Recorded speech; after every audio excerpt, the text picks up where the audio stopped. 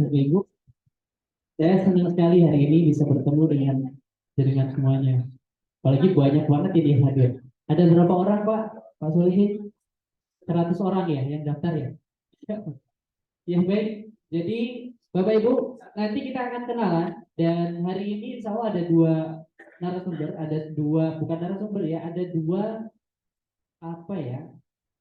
Mungkin orang yang akan sharing begitu tentang SBC, tentang apa yang selama ini kita jalani. Nanti ada saya dan juga ada Pak Rahmat. Kalau Pak Rahmat ini nanti beliau di Jombang ya Pak Rahmat ya. Di mana tadi Pak? Jogoroto. Saya nggak tahu di mana itu tapi jenengan pasti tahu ya. Ada yang nggak tahu Jogoroto? Tahu ya? Oke. Baik, Bismillahirrahmanirrahim. Ini kita akan mulai mudah-mudahan nanti hari ini kita niatkan untuk saling belajar, tolabul ilmu, dan insya Allah mudah-mudahan ada beberapa yang bisa diambil, mudah-mudahan kebaikan yang bisa diambil. Ketika ada yang buruknya mohon dibuang atau dilupakan saja, karena kekhilafan sebagai manusia. Kita nanti akan diskusi tentang percepatan bisnis dengan jurus berkah. Sebelumnya kita kenalan dulu Bapak dan Ibu. Nama saya adalah Aal. Alhamdulillah untuk periode ini saya diamanahi sebagai ketua chapter SBC chapter Kediri Jombang. Itu disingkat Kerjo. Sebenarnya Kerjo itu adalah Kediri, Kertosono, dan Jombang. Ada tiga cakupannya. Dan mudah-mudahan ke depan karesidenan Kediri juga banyak bertumbuh SBC. Kalau Jombang insya Allah sudah sangat siap. Mudah-mudahan di depan nanti tahun depan barangkali bisa menjadi chapter sendiri. Begitu. Mudah-mudahan terkabul ya, karena kebaikan itu memang harus ditularkan di mana. Oke, saya akan langsung untuk aktivitas bisnisnya. Saya saat ini mengelola bisnis wisata. Tapi wisatanya khusus untuk sekolah, field trip, Bapak dan Ibu. Ya, field trip sekolah. Tapi tempatnya ada di Bogor. Ada di Bogor. Saya pindah ke sini tahun 2020. Maksudnya pulang ke rumah tahun 2020. Tapi untuk saat ini saya masih riwa-riwi dari Kediri ke Bogor setiap bulan, hampir setiap bulan. Bahkan untuk bulan ini insya Allah saya 2 kali ke sana. Jadi aktivitas saya itu, kalau Bapak Ibu pengen tahu ada di apa namanya di website edutrip.id. Kemudian saya juga ada bisnis green souvenir, Caraka Bumi. Souvenirnya itu untuk pernikahan, tapi bukan souvenir yang seperti yang pada umumnya. Benih dijadikan souvenir, kemudian macam-macam ya, pokoknya yang ramah lingkungan. Kemudian saya ada sosial entrepreneur juga, sosial bisnisnya yaitu antarbox.com. Nanti Bapak Ibu juga bisa cek di websitenya.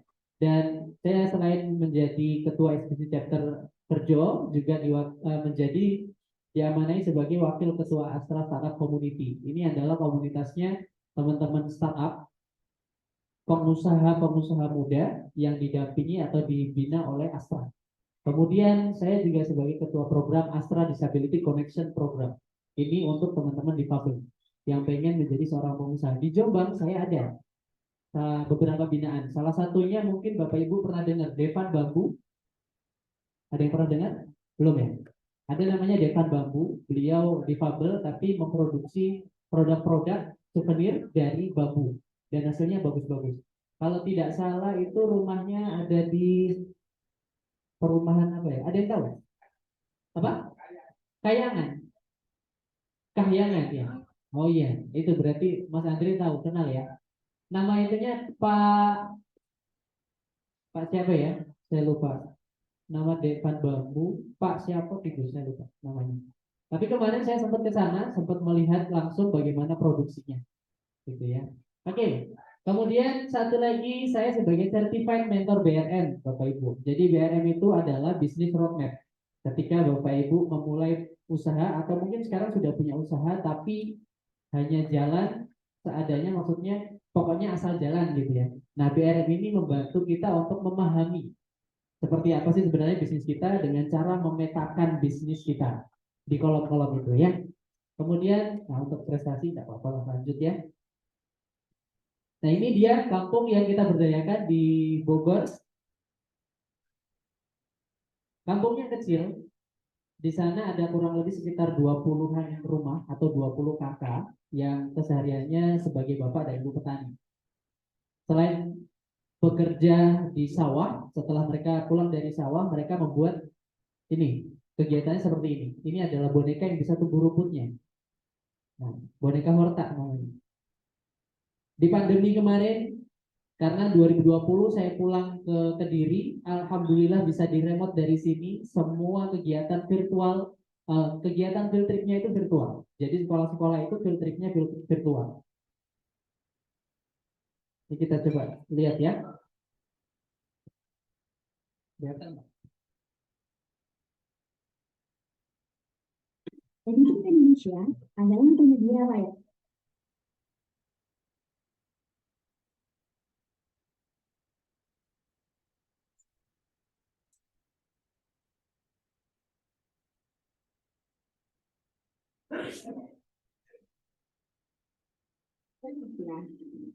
yang menyediakan layanan edukasi Indonesia untuk sekolah maupun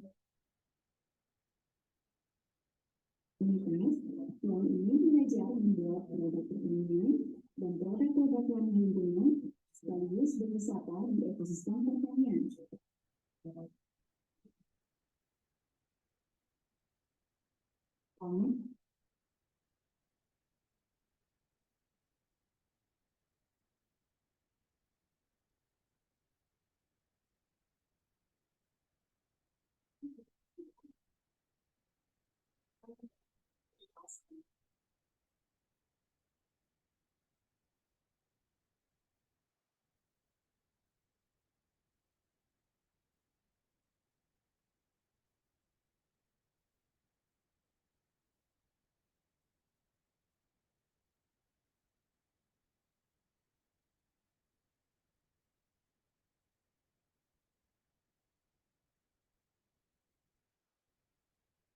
Nah, ini responnya.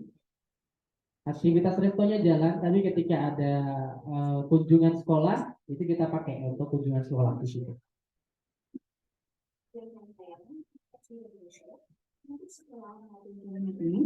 Yang ingin belajar membuat produk pertanian dan produk-produk ramah lingkungan sekaligus berwisata di ekosistem.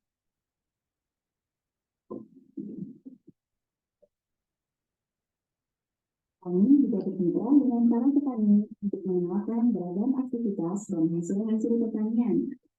Selain itu, anak-anak dapat bermain dan mengenal ragam biota di ekosistem yang ada di persawahan, sehingga menunjukkan ketertarikan anak-anak pada alam, khususnya pertanian.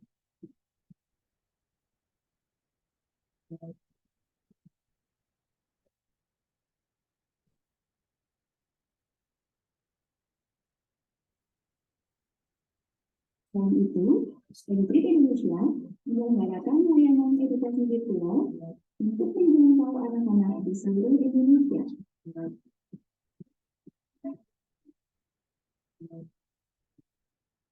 Dan saat ini kami sedang mengembangkan beberapa destinasi yang ada di wilayah Jawa Timur. Contohnya misalnya di Kediri, kemudian di Lampung, di Tuban, di Malang, dan di Batu. Dan mudah-mudahan ke depan bisa berkembang lebih banyak lagi. Banyak pertanyaan dari mental bersama Edutrik. Oke, jadi Bapak Ibu, ini sekedar sharing kemarin. Di saat pandemi, yang semua tempat wisata itu tutup, betul ya? Kalaupun buka itu nyolong-nyolong. Nah, alhamdulillah kita bisa buka malahan. Bukan buka secara tempatnya, tapi secara virtual. Kemarin dari Bandung itu kita ajak untuk bervirtual field trip ke peternakan bebek. Jadi kita pengen menyampaikan ke semua orang, kita pengen menyampaikan ke apa namanya ya, para guru ya, orang-orang yang mungkin punya kepentingan untuk field trip, bahwa field trip atau wisata itu tidak melulu harus ke tempat wisata yang pada umumnya. Misalkan di sini kan ada Jawa Timur Park ya, jadi park gitu ya. Ternyata di peternakan bebek itu juga nggak kalah menyenangkan. Ternyata di sawah itu juga nggak kalah menyenangkan, tapi juga sangat edukatif dan berkesan karena anak-anak langsung di situ. Waktu 250 anak dari Bandung kita ajak jalan-jalan secara virtual ke Kediri, Kandat, daerah Kandat. Di situ ada peternakan bebek punya teman kita di SBC. Saya ajak ke situ, panen telur, itu teriak-teriak luar biasa, Pak. Jadi kalau anak-anak Jakarta, Bandung, dan sekitarnya itu, kalau diajak ke tempat kami yang tadi kelihatan sawah, itu mereka luar biasa excited. Awalnya ketika masuk, wah itu mereka pada jijik semua. Tapi kalau sudah terjun, sudah nangkap ikan di situ, sudah tarik tambang di situ, mereka nggak mau naik. Mereka mau berenang di situ, Pak. Nah, itu keseruan yang mungkin kami lakukan. Dan saya nggak banyak menemukan model bisnis yang seperti ini. Mungkin hanya beberapa. Tapi sudah mulai banyak. Dulu kita mungkin bisa dibilang menjadi apa ya, awal dari model bisnis yang seperti ini. Wisata, edukasi, field trip, tapi yang ada prakaryanya, yang ada fieldnya. Gitu ya. Oke, kita kembali ke slide ya, Bapak Ibu ya. Perkenalannya sudah selesai, kita lanjutkan.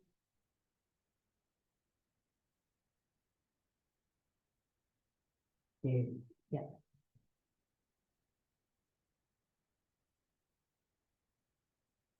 Nah, jadi mohon doanya karena kita sedang mencoba untuk melebarkan sayap di Jawa Timur, mudah-mudahan nanti bisa di Provinsi Jawa Tengah juga untuk aktivitas bisnis kami. Oke, Bapak Ibu, kita akan langsung masuk sini ya. Tapi sebelumnya saya minta tolong tangan kanannya ke atas semua, tangan kanan ke atas, tempel di pundak kamu yang sebelah kanan, teman yang sebelah kanan aja. Oke, ya. Kalau yang perempuan tidak apa-apa, nggak usah ke yang laki-laki ya. Siap ikutin saya ya, Bapak Ibu ya. Pak, Bu, Bu, kok suaranya lama sekali. Tapi itu mau keras sekali nggak apa-apa Pak ya. Pak, Bu, Bu, acaranya mau dimulai. Acaranya seru loh. Sambil dilihat Pak, biar mesra ya. Jangan sampai kamu ketiduran.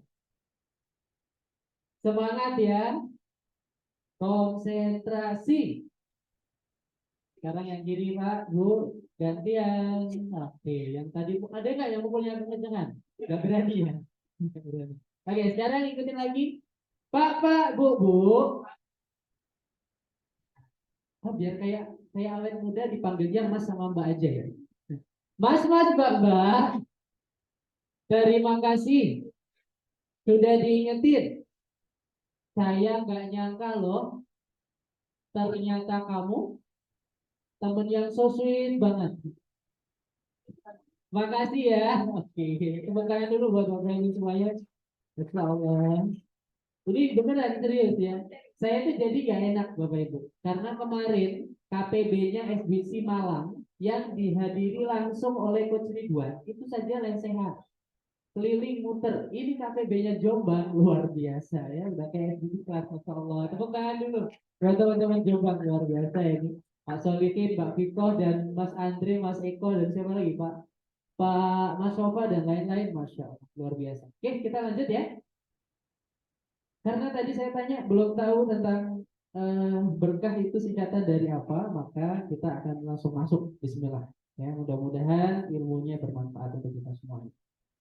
Oke, jadi jurusnya adalah berkah Bapak Ibu. Kalau jenengan mungkin jurus apa percepatan bisnis itu ada banyak, mungkin nanti pakai ads dan lain sebagainya marketing yang luar biasa. Nah, ini saya mau anti mainstream dulu. Saya mau menyampaikan sesuatu tentang berkah.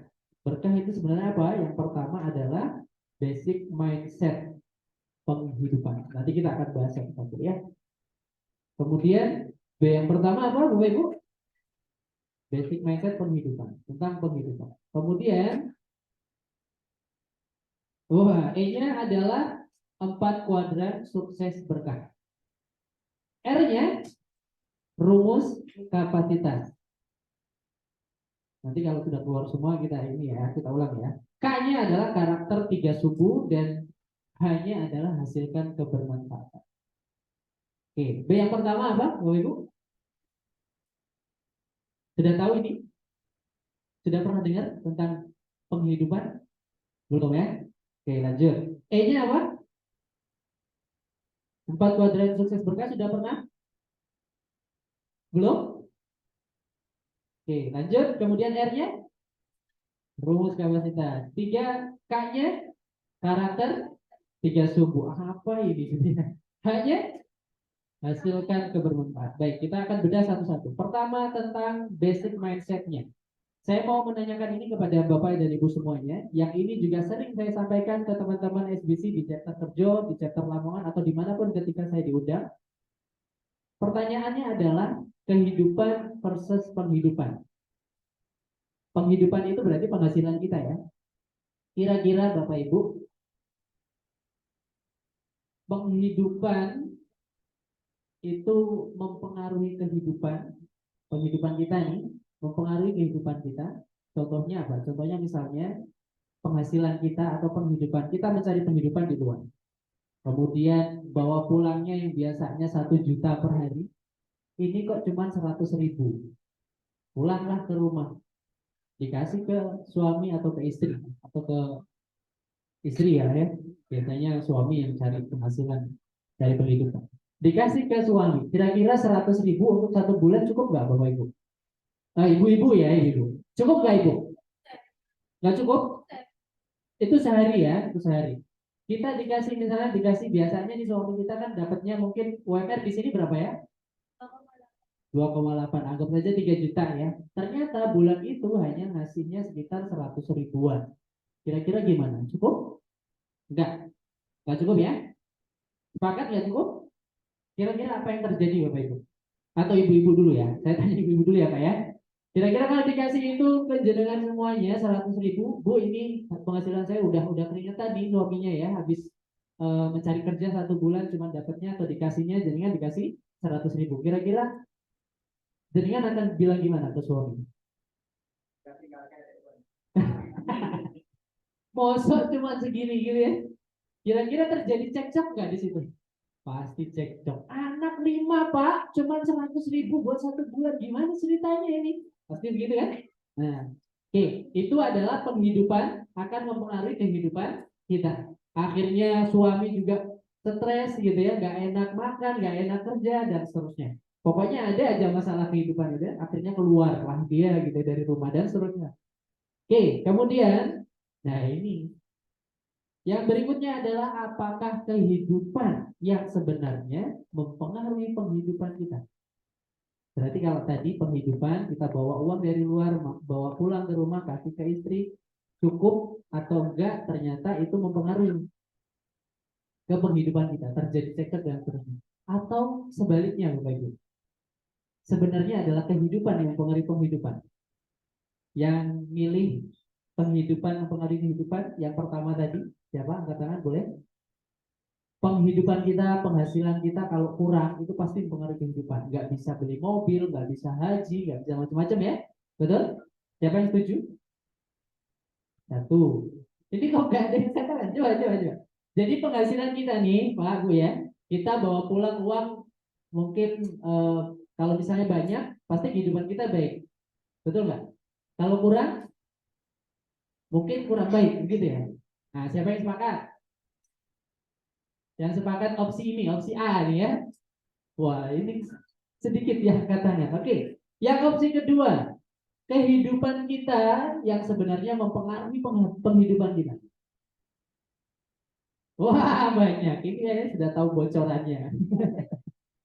Oke ya. Jadi Bapak Ibu semuanya sebenarnya ini wajar karena kita harus sama-sama untuk namanya brainstorm ya. Nanti biar kita punya pandangan yang sama tentang apa ya, frame berpikir dari teman-teman SBC.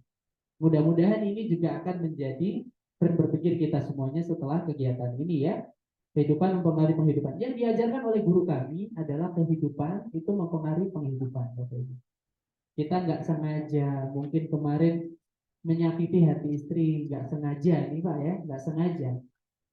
Ternyata itulah yang kemudian menyebabkan penghasilan kita yang awalnya 1 juta tinggal 100.000.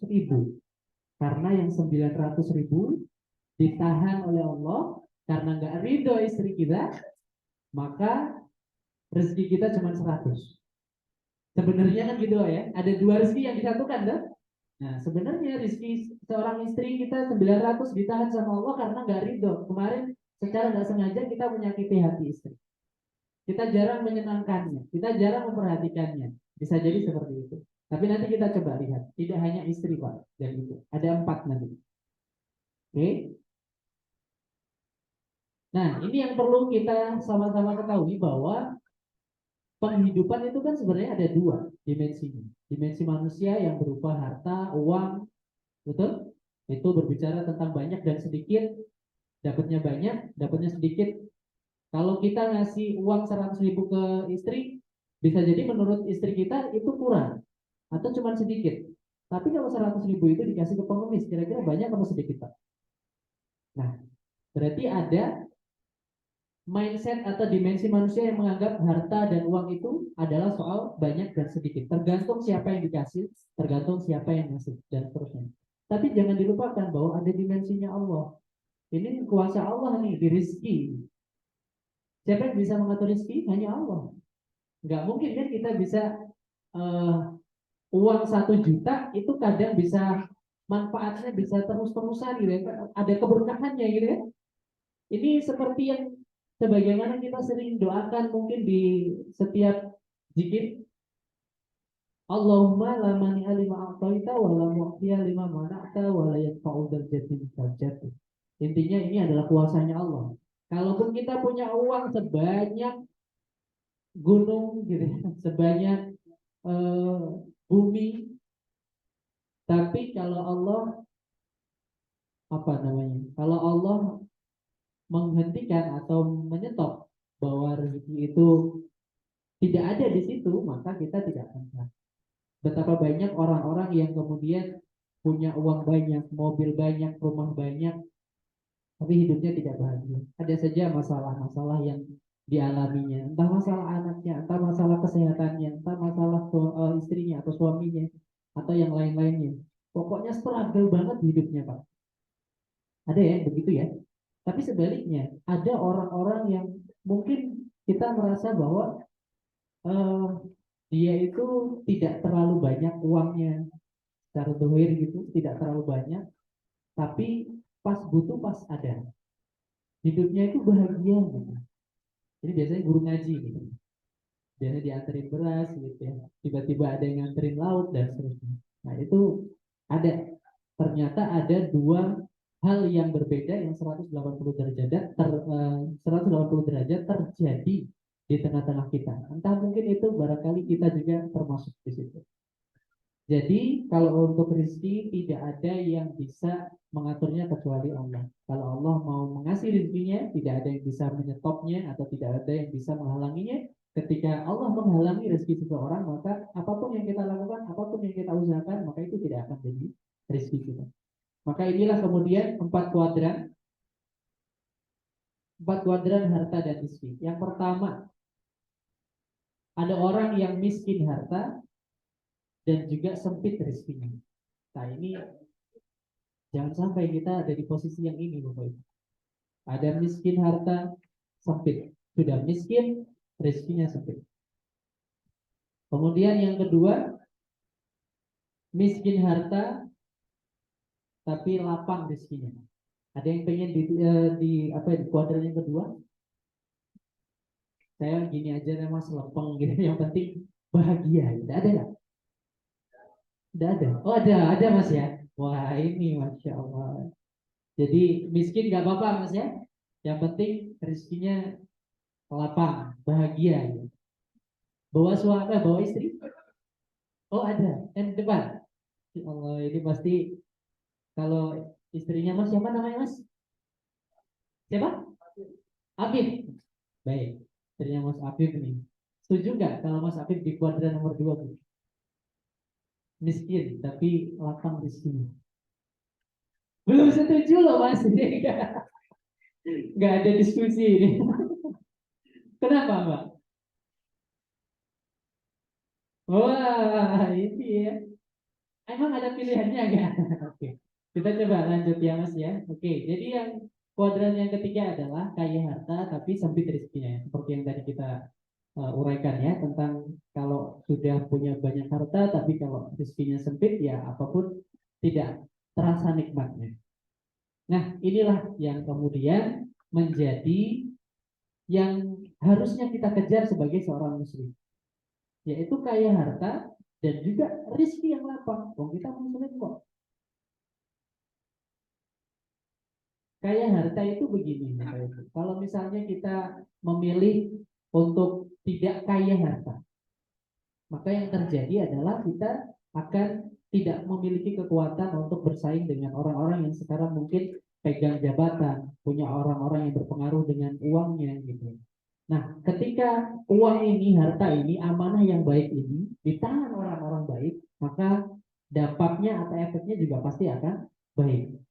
Ketika harta atau uang amanah itu dipegang oleh orang-orang yang tidak baik, tidak pasti akan ada kehancuran di situ. Karena jangan lupa kita juga diperintahkan oleh Allah untuk menjadi khalifah di bumi.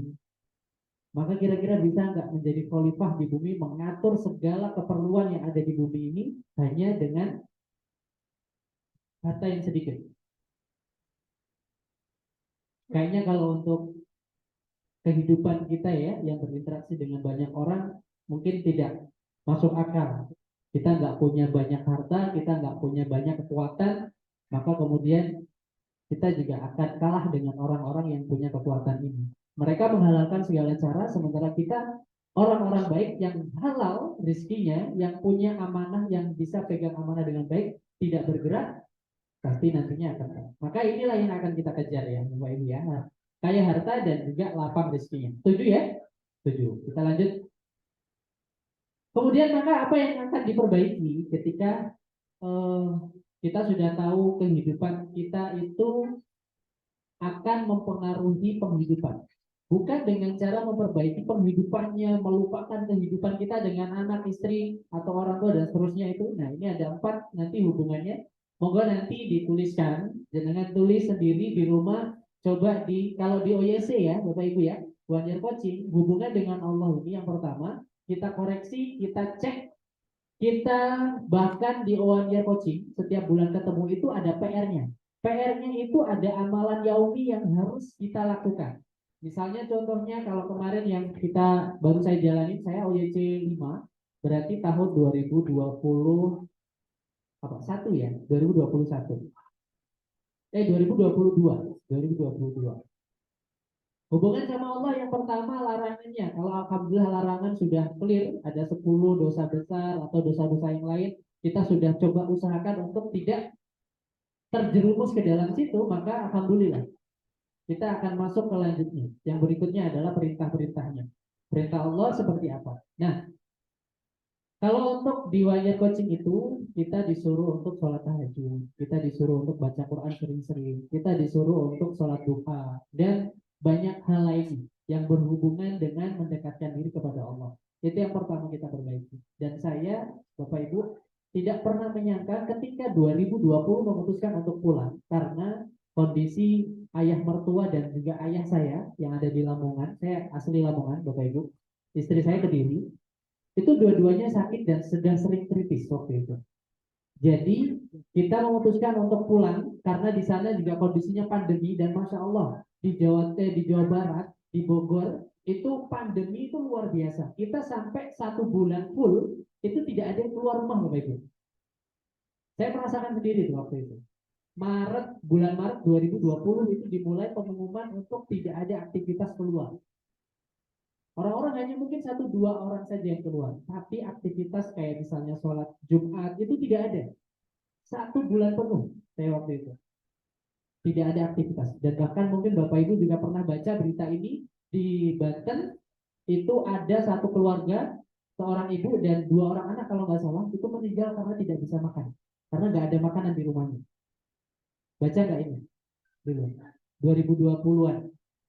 Ini terjadi karena tetangga nggak berani, oh, dia juga nggak berani, semuanya ketakutan dan luar biasa waktu itu. Nah, saat kondisi yang seperti itu, saya memutuskan untuk pulang ke Jawa, ya, ke Jawa Timur. Tidak ada aktivitas karena sekolah juga tidak ada tatap muka, semuanya libur. Mulai 2020 Maret sampai akhir tahun itu kita kosong, tidak ada field trip sama sekali. Kosong, benar-benar kosong. Akhirnya memutuskan untuk pulang.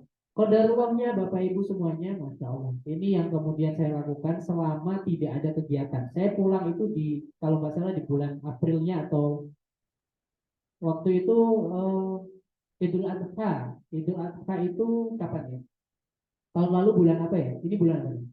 Juni. Kalau nggak salah berarti Mei ya, sekitar Mei ya. Tahun lalu sekitar bulan Mei. Sebelum 2 minggu atau 3 minggu sebelum Idul Adha itu kita pulang, boyong semuanya. Anak dan istri saya bawa pulang. Kita berkhidmat di situ, tapi kodarohnya 2 minggu kita cuman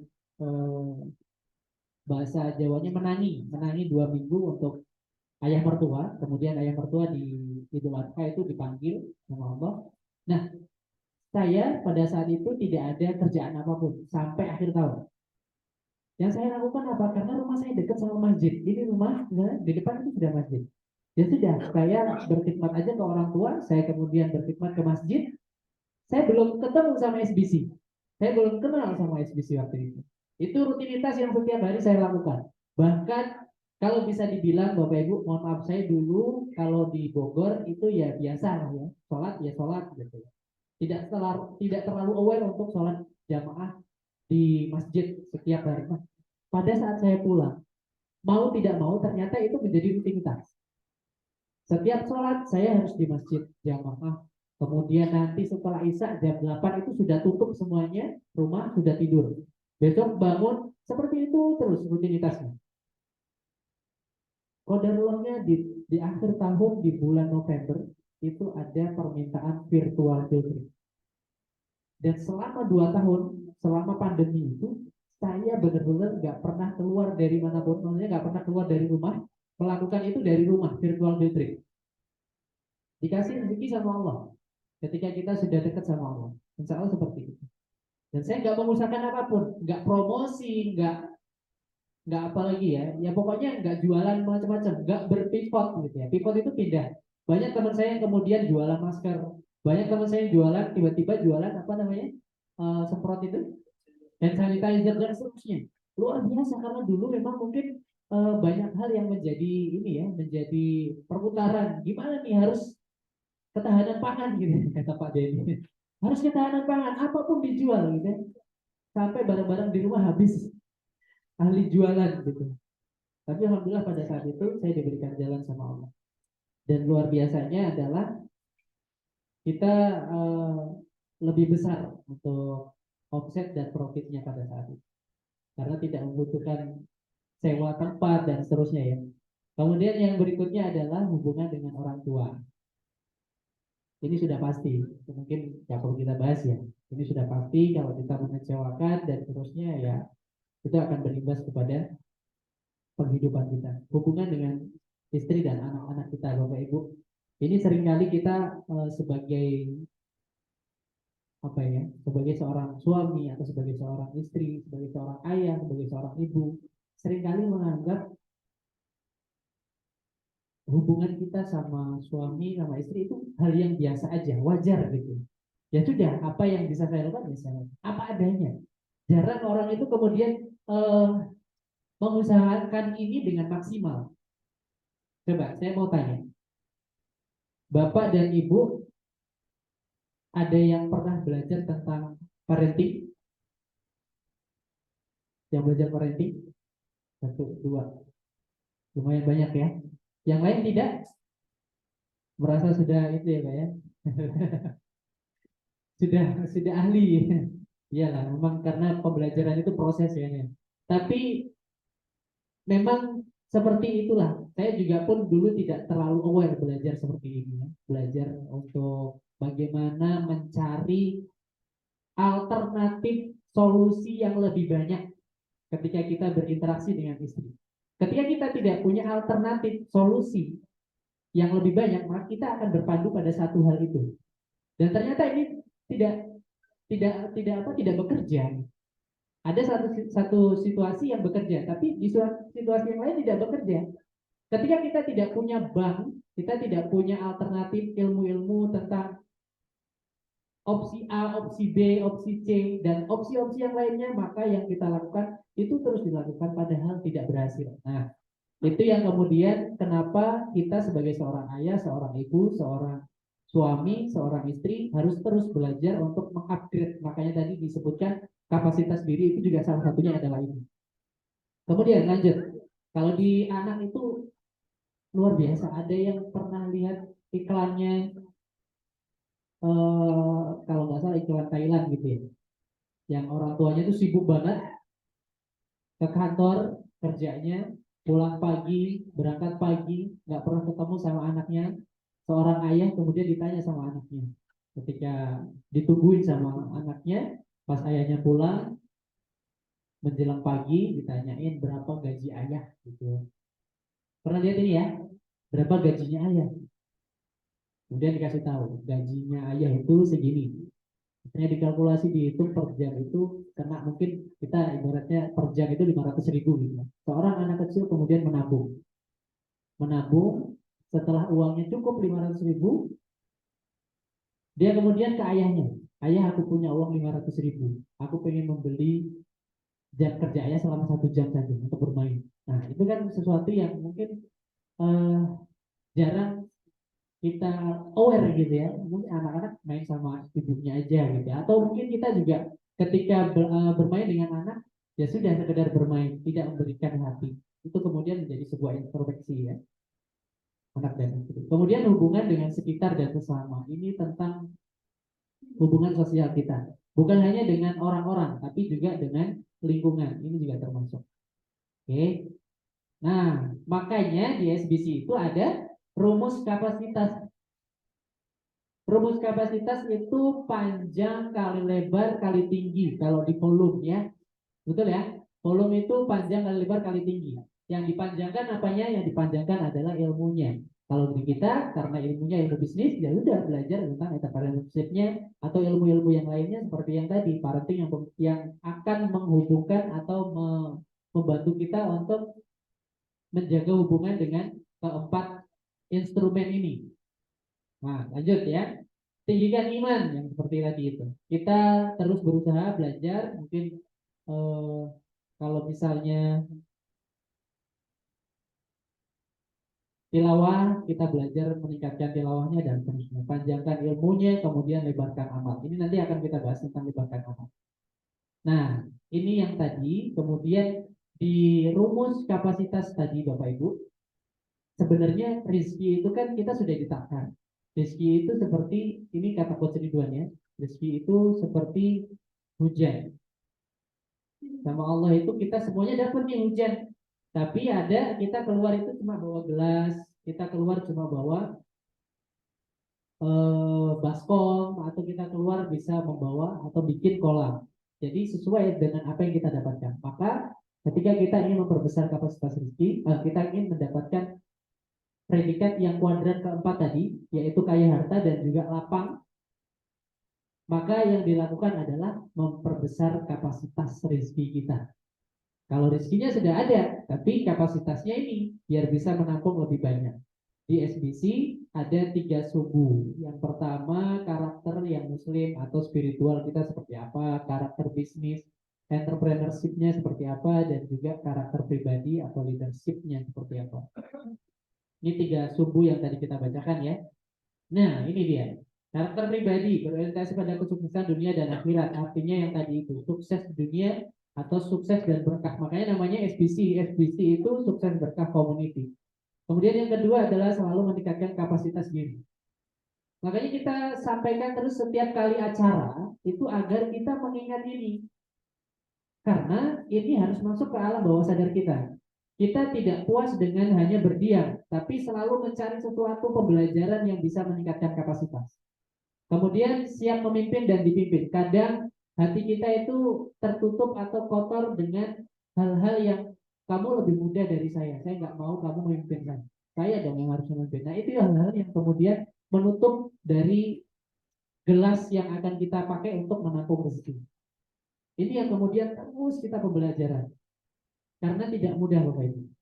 Tidak mudah untuk poin-poin yang ada di SBC ini, di karakter SBC itu kita terapkan. Tapi kita berusaha berjuang untuk agama dan bangsa. Kemudian karakter bisnisnya memastikan halal. Yang pertama adalah ini, karena kita sudah sangat paham apa yang masuk ke kita itu akan menghalangi, mulai menghalangi ilmu kita, menghalangi banyak hal ya, termasuk menghalangi rezeki kita. Ahli dalam 4 pilar bisnis. Ada yang tahu 4 pilar bisnis apa? Belum ya? Belum. Kesempatan yang lain kita akan bahas ya. Kemudian membiasakan berinvestasi. Nah, ini kalau dibaca terus berulang-ulang, maka kita akan mencari. Kita diajarkan di OEC untuk berinvestasi di emas. Kita diajarkan di OEC untuk berinvestasi, bekerja sama, bersinergi dengan teman-teman yang lain. Makanya ada belajar di saudara. Ada teman-teman saya yang di Lamongan itu bersinergi dengan teman-teman yang ada di Tuban. Saling membeli franchise-nya, saling mensupport apa namanya kegiatan bisnis, misalnya ada yang mau buka baru gitu ya, opening, kita datang, kita bantuin dan seterusnya. Itu juga salah satu bagian dari investasi. Kita beli franchise, kita produk-produk yang misalnya ini ada taco taco koki ya, nah, punya Mas Andre, buka franchise nggak Mas? Oke, udah kayak cabang ya. Nah itu bisa tuh kita ngobrol seperti itu. Nah biasakan, atau mungkin kalau misalnya belum, disisihkan dari hasil bisnisnya itu kemudian dipakai untuk investasi. Kalau dalam pembahasan financial master di salah satu materi yang disampaikan oleh Coach Ridwan di One Year Coaching, itu kita ada bahasan 4 kuadran pemasukan. Salah satunya adalah investasi. Nah ini insya Allah nanti di Kediri mau saya bahas tentang 4 kuadran ini sebagai seperti apa sih kita dalam keseharian itu ada masukan pos-pos pemasukan itu dari mana saja. Jarang kita itu menganalisa dan menulis itu. Pokoknya asal uang masuk kita pakai gitu kan ya. Biasanya ya, uang masuk kita pakai, uang masuk kita pakai. Bahkan pencatatan-pencatatan itu kadang ya dicatat seadanya. Ada yang sudah pakai aplikasi pencatatan keuangan? Ada, Bapak Ibu, di bisnisnya? Belum ya? Masih manual ya? Alhamdulillah kalau masih manual dan sudah ada aware terhadap itu, kalau bisa teman-teman yang lain mulai untuk apa namanya ya, aware terhadap ini. Termasuk nanti di 4 kuadran itu ada beberapa hal yang pemasukannya itu bukan hanya dari bisnis saja. Kita sebagai business owner, iya. Kita sebagai self employee, itu iya. Nanti kita akan coba bahas ya di pertemuan-pertemuan berikutnya. Kemudian hidup sederhana dan bersahaja. Nah ini yang pengen kita memastikan bahwa ketika bisnis, ketika menghasilkan banyak harta, ketika menghasilkan banyak uang itu tidak serta-merta kemudian kita pakai untuk hal-hal yang bersifat seperti mungkin beli mobil nggak cukup satu, itu pun buat hiasan misalnya ya dan seterusnya. Nah hal-hal yang seperti itu yang kemudian diingatkan di karakter bisnis ini. Kita hidupnya sederhana, bersahaja, bahkan kita diajarkan untuk bagaimana menentukan batas cukup. Kita seringkali lupa batas cukup ini, sering loss. Kalau misalnya kita 1 bulan itu pengeluarannya kita butuhnya itu ditulis semua dirinci, oh ternyata setiap bulan saya itu hanya butuh 10 juta misalnya. 10 juta itu cukup. Maka ketika ada pemasukan yang lebih dari 10 juta, misalnya bulan itu ada pemasukan 50 juta yang bisa kita makan. Apa yang kita lakukan? Tetap ambil 10 jutanya untuk keperluan, sisanya 40 juta dipakai untuk kebermanfaatan. Nah itulah yang kemudian mengalirkan rezeki kita, memperbesar kapasitas. Karakter muslimnya ini Al-Quran dan As-Sunnah menjadi acuan hidup untuk saling berpesan untuk bersabar dan berkasih sayang ini ada di surat Al-Balad. Kemudian suka berbagi dan juga empati. Nah ini juga bagian dari penggunaan atau yang tadi itu ya pengamalan ketika kita punya lebih maka cepat-cepat disalurkan untuk beberapa hal ini berbagi dan empati, zakat, infak dan sedekah. Ini program yang ada di SBC, Bapak Ibu, ketika jenengan semuanya berkomunitas, bertemu dengan orang-orang, circle-nya adalah circle pengusaha di SBC mewadahi itu. Yang pertama ada program kelompok pendampingan bisnis. Yang seperti ini, sebenarnya nggak usah terlalu formal sebenarnya. Kita duduk lesehan, nggak perlu bayar karena untuk bayar hari ini kan konsumsi kita sendiri ya, yang agar tidak memberatkan tuan rumah. Tapi sebenarnya nanti ketika setelah acara ini, kalau jenengan pengen tetap berinteraksi, bersirkel dengan kita di SBC, maka kita akan dibagi ke beberapa kelompok nanti. Ada mentornya, ada komentornya. Yang ini bukan hanya berhenti di kelompok pendampingan saja. Ada 14 materi yang nanti juga akan saya perlihatkan ke jenengan semuanya, apa yang dibahas, apa yang dipelajari. Tapi sebenarnya ketika berkumpul seperti ini, yang pertama kali kita usahakan adalah kedekatan dan keeratan kita bersama. Bagaimana satu sama lain. Bahkan ketika berkumpul KPB itu tidak harus membahas materi. Futsal kah, bersepeda kah, saling memasak, itu juga sama. Yang pasti, yang penting kita menghadirkan hati. Kita pengen menolong, kita sama-sama menolong. Kita pengen ditolong sama Allah, maka yang harus kita lakukan adalah menolong teman-teman kita, menolong orang lain, memberikan manfaat sebanyak mungkin. Allah akan melihat itu dan mencatat itu sebagai amal kebaikan. Kemudian pendampingan bisnis ya, KPB. Berikutnya, kalau jenengan pengen lebih detail tentang bisnis, itu ada bisnis roadmap. Yang ini ditemukan atau modelnya adalah Coach Ridwan Abadi. Ini ada 11 kolom Bapak Ibu yang akan dibahas. Jenengan nanti dikasih borangnya atau toolsnya, ada platformnya, 11 kolom yang harus diisi. Contoh misalnya, contoh kecil, di BRM selalu ditanyakan seperti ini. Ketika kita membangun bisnis, apa dulu sih yang akan dimulai? Mulai dari mana sih Bapak Ibu? Misalnya contoh kita membangun rumah. Kira-kira mulai dari mana? Bangun apa dulu? Fondasi? Apalagi? Semua sepakat fondasi dulu? Sketsa, ada yang jawab sketsa. Sudah dapat bocoran juga ya. Jadi yang pertama tentu gambarnya Bapak Ibu, plannya, rencananya. Kalau jenengan punya plan bahwa nanti akan bertumbuh jadi 2 lantai, fondasinya hanya untuk 1 lantai, kira-kira bongkar semua nggak nanti? Bongkar, daripada nanti ambruk kan. Jadi yang pertama ya adalah yang dibuat merancang plannya dulu, blueprintnya dulu. Maka di dalam bisnis blueprint itulah, perencanaan itulah yang disebut bisnis roadmap. Ada 11 kolom. Kolom yang pertama yang diisi adalah tentang visi. Seberapa kuat kita di-drive oleh goal kita. Kalau goal kita nggak kuat atau visi kita nggak kuat, maka ya sudah, sekarang jalan ya sudah apa adanya saja Mas, wes capek gitu ya. Kebanyakan kalau saya waktu di Jakarta karena deket sama Astra ya, gedungnya Astra, di situ ada banyak sekali orang-orang yang jualan ketoprak, jualan bakso macam-macam. Coba, ini waktu dulu saya di sana nanya satu persatu, Pak ini ketopraknya enak nih, kira-kira pengen buka cabang nggak? Maka apa jawaban dari bapak-bapak yang jualan ketoprak kira-kira?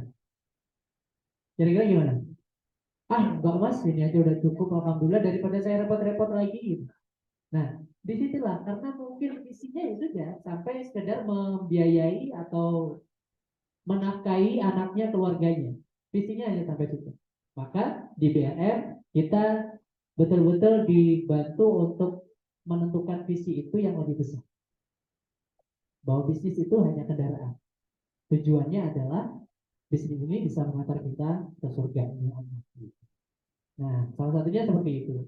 Di bisnis roadmap kita akan tahu cara menentukan tujuan, kemudian kita akan tahu bagaimana menganalisa titik kita saat ini ada di mana. Karena jangan-jangan ketika kita tujuannya pengen ke Jakarta, sebenarnya kita sudah ada di Jakarta. Jakartanya mungkin Jakarta Utara, kita mau ke Jakarta Pusat. Siapa tahu ya kan? Jadi kita posisinya ada di mana. Maka setelah menentukan tujuan, berikutnya adalah titik awal kita ada di mana. Berikutnya setelah itu adalah jalan menuju ke sana lewat mana. Itu kemudian ada diterapkan di sini, ada definisi bagaimana kita mendefinisikan bisnis kita, bagaimana kita menemukan apa namanya positioning dari bisnis kita, kemudian bagaimana kita menemukan narasi dari bisnis kita. Kalau narasi kita nggak punya narasi di bisnis kita, maka bisnis kita akan siap-siap masuk ke red ocean ya. Red ocean itu berdarah-darah karena sama dengan bisnis yang lainnya. kita nggak punya narasi yang kita bawa, kita nggak kuat gagasan tentang bisnisnya. Yang terjadi, ya sudah, banyak di luar sana yang jualan baju. Akhirnya apa? Banting-bantingan harga. Nah, itu yang kemudian dipelajari. Setelah itu ada 7 jurus banjir order yang sering saya sebut jurus banjir order. Ada target market, ada apa namanya value-nya, value dari produk atau bisnis kita, distribusinya bagaimana mengantarkan value ini kepada market kita, kemudian promosinya seperti apa. Kemudian ada juga yang di sebelah kiri kolom-kolomnya itu tentang internal dari bisnis kita. Internal dari bisnis kita, ya. Internal dari bisnis kita itu, internal dari bisnis kita adalah di situ kita mempelajari tentang aktivitas-aktivitas apa saja di bisnis kita. Kemudian ada resource-nya, resource internal sama resource eksternal seperti apa pengelolaannya. Dan yang terakhir ada 2 sumber pemasukan sama sumber pengeluaran kita juga harus tahu dan seterusnya ya. Kemudian ada gathering nasional yang ini bisa diikuti oleh semuanya. Ini ajang di mana Bapak dan Ibu bisa mengenal SBC lebih dalam lagi. Nanti insya Allah acaranya mumpung deket di Pasuruan di bulan Agustus kalau nggak salah. Ini nanti bisa jangan ikutin ya. Kemudian event momen atau event tahunan ada Gebiar Wirausaha yang tahun kemarin dilaksanakan di Jakarta, di Bekasi tepatnya. Kalau untuk tahun ini, kalau tidak salah, insya Allah nanti dilakukan di Jogja. Di Jogja. Kemudian kelas bisnisnya ada TAP, Turnaround Program. Kemudian ada OYC, One Year Coaching. Kemudian ada KLP, Quantum Leap Program. Nah ini yang saya ikutin adalah OYC. OYC yang saya ikutin 12 kali pertemuan selama 1 tahun, setiap bulan ketemu di berbagai kota, pindah-pindah, belajar tentang bisnis mastery, tentang communication mastery, leader kan dan seterusnya. Ada champion kan banyak ya. Oke. Nah inilah yang terakhir Bapak Ibu. Yang tadi saya sampaikan juga bahwa ketika kita ingin ditolong sama Allah, maka kasih dulu, give dulu, tolong dulu sesama. Kemarin saya lihat podcastnya Ustadz siapa itu yang tentang Nasuha. Ada yang pernah dengar komunitas Nasuha? Ini orang-orang yang terlibat dengan riba. Saya kemarin lihat podcastnya. Ternyata yang diajarkan di situ, cara untuk terhindar dari riba itu memberi kebermanfaatan. Bahkan di depan rumah disediakan air galon yang bisa diminum oleh siapapun. Itu ternyata dirutinkan. Hal-hal yang kecil diberikan. Pokoknya apapun yang bisa kita lakukan, kita lakukan. Apapun yang bisa kita kasih dulu. Karena kita pengen mendapatkan atau pertolongan dari Allah. Terakhir Bapak Ibu, kenapa sih kemudian kita pengen sekali seperti yang tadi yang kita usahakan SBC Sukses Global Community menjadi pengusaha sukses yang kemudian bukan hanya sukses di dunia tapi sukses juga di akhirat. Kenapa kita berusaha untuk mengejar itu? Karena ini hadiah dari Allah. Di surat As-Saff, ya ayyuhalladzina amanu hal adullukum ala tijaratin tunjikum min adzabin alim. Ini adalah perdagangan yang bisa menyelamatkan kita dari siksa yang sangat pedih. Apa? Tu'minuna billah wa rasulihi wa tujahidu. Nah ini. Wa tujahidu fisabilillah bi amwalikum wa anfusikum. Setelah kita beriman kepada Allah dan juga Rasulnya, artinya mengikuti perintahnya, menghindari larangannya, kemudian kita berjihad, memberi sebanyak mungkin kebermanfaatan. Kalau nggak punya materi, berikan diri kita, wakafkan diri kita untuk menularkan ilmu-ilmu yang kita punya. Itu penting. Watujah itu nabi sabilillah bi amwalikum. Materi dulu. Kalau misalnya materi nggak punya, misalnya baju kasih, atau mungkin sepatu atau yang lainnya, silahkan bi amwalikum. Kalau sudah bi amwalikum habis misalnya atau nggak ada, maka wa anfusikum. Apa yang kita punya dalam diri kita. Kita punya tenaga, ya sudah, lakukan dengan bantuan tenaga. Kita punya pikiran, punya hati, lakukan dengan itu. Hadiahnya apa? Dalikum khairul lakum in kuntum ta'lamun. Kata Allah, yang demikian itu lebih baik ketika kita mengetahuinya. Hadiahnya adalah yang firlakum. Allah akan mengampuni. Ketika kita sudah diampuni sama Allah, maka yang pertama kita akan dekat sama Allah, kita akan dekat sama zat yang memberi rezeki. yaghfir lakum dzunubakum wa yudkhilkum jannatin tajri min tahtihal anhar. Kita akan dimasukkan ke dalam surga yang di bawahnya ada sungai dan seterusnya ya. Dzalikal fauzul adzim. Itu adalah kemenangan yang besar. Tapi biasa kalau manusia itu kan belum bisa melihat yang seperti itu ya. Enggak semua orang bisa melihat atau diiming-imingi dengan surga itu, enggak semua orang tergerak dengan cepat. Maka berikutnya wa ukhra tuhibbunaha, dan yang lain yang kalian sukai, nasrum minallah wa fathun qarib. Kata Allah, pertolongan Allah itu dekat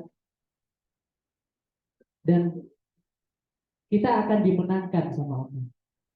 Ini disuruh wabasyiril mu'min, disuruh mengabarkan kepada orang-orang mukmin. Ya baik Bapak Ibu, jadi itu insya Allah materi dari saya nanti akan dilanjutkan sama Pak Rahmat yang mungkin punya pengalaman dan experience yang berbeda yang kemarin saya dapatkan, dan Alhamdulillah dari chapter kerja itu baru satu yang tahun saya ya, tahun saya sebenarnya ada tiga, saya, Pak Denny dari Kediri sama Mbak Elok. Mbak Elok hari ini nggak hadir ya Pak. Sama Mbak Elok itu sampai pertemuan keempat, Pak Denny sampai pertemuan kelima kalau tidak salah. Jadi yang sampai selesai kemarin saya diberikan kesempatan sampai selesai 12 pertemuan sampai di pertemuan Champion Camp. Karena tidak semua tiap bulan itu kita ada PR. Kalau PR kita tidak sesuai, perkembangan kita tidak sesuai dengan tiga sumbu tadi, leadership, entrepreneurship, sama spiritual, kita tidak ada growth-nya, maka itu akan dinilai diluluskan terlebih dahulu. Kalau kita tidak punya effort ke arah sana. Alhamdulillah. Kadang-kadang kecerdasan dia diluluskan lebih dahulu karena sudah pinter dulu. Gitu. Jadi karena saya kemarin dinilai masih butuh banyak belajar di OYC, disampaikan di pertemuan ke-12 bahkan ke-13 tentang communication mastery. Nah, saya merasa ini butuh perjuangan yang luar biasa, Bapak Ibu. Ini terus terang ya. Ini butuh perjuangan yang luar biasa. Bukan hanya tentang materinya. Ini one year coaching selama 1 tahun dengan profesional coach yang sudah membina, mendampingi perusahaan yang profesional. Kira-kira berapa sih yang harus kita keluarkan untuk mendapatkan coaching ini dengan growth yang sangat yang sudah terbukti, yang sudah teruji gitu. Kira-kira berapa Bapak Ibu? 300 juta. 1 tahun ya, 1 tahun kita didampingi untuk bertumbuh. Mungkin di antara 200 sampai 300. Tapi qadarullah, Masya Allah, ini Coach Ridwan punya visi yang betul-betul mendrive beliau sampai beliau tuh kemarin jatuh sakit, masuk ke UGD, tetap berjuang untuk mengisi. Karena beliau punya mimpi yaitu mewujudkan peradaban yang sukses dan berkah. Dan saya, kemudian teman-teman yang lainnya yang ada di chapter Kediri atau chapter-chapter yang lainnya yang ada di seluruh Indonesia, orang-orang yang hari ini bergerak dengan beliau adalah pengikut dari CRA yang ingin sama-sama memiliki kontribusi sekalipun sedikit untuk mewujudkan peradaban yang sukses berkah itu. Kita tidak ingin lagi bahwa amanah harta diambil oleh orang-orang yang buruk. Kita pengen menciptakan orang-orang baik yang memegang amanah itu dan kemudian menyalurkannya dengan baik juga, dengan amanah juga. Nah itu Masya Allah. Saya waktu leader camp, waktu yang di itu Pak Denny, yang kita jadi panitia itu di Mojokerto ya. Di Mojokerto itu tentang apa itu? Bisnis mastery kalau nggak salah ya. Itu Coach Ridwan kalau nggak salah pernah bilang, atau waktu di Solo ya, beliau bilang begini.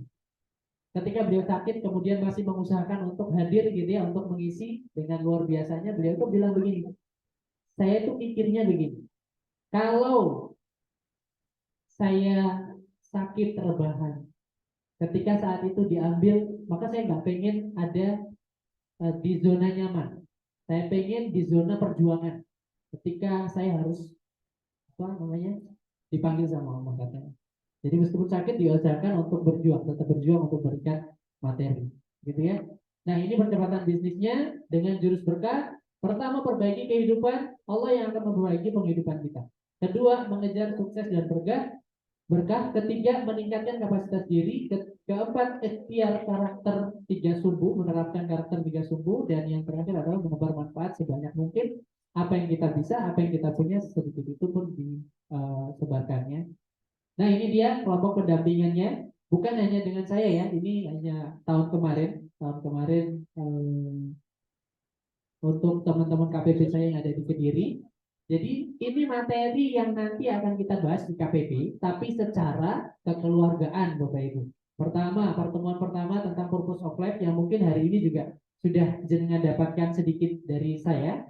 Kemudian roadmap to success, kemudian business plan building. Nah, pertemuan yang nanti bulan Juni, insya Allah tanggal 25 di Kediri, itu ada KPB gabungan, maksudnya semua KPB membahas tentang business plan building, yaitu tentang business roadmap.